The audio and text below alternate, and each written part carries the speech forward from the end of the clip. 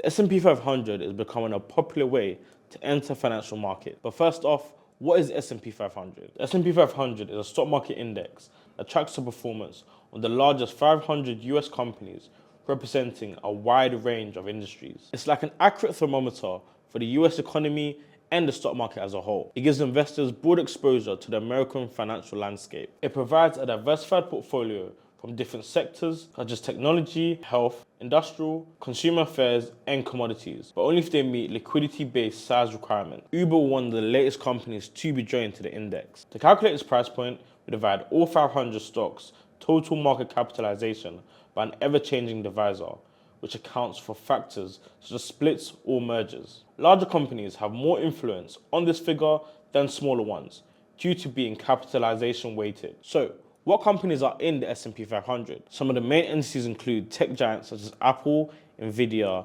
Microsoft, Alphabet, Meta, and Tesla, just to name a few. These 500 companies span a wide range of sectors that make up the index today. How is the S&P 500 calculated? Well, the value of the S&P 500 index is like a puzzle. As stated before, they are calculated by adding all the 500 pieces together and dividing it by a divisor.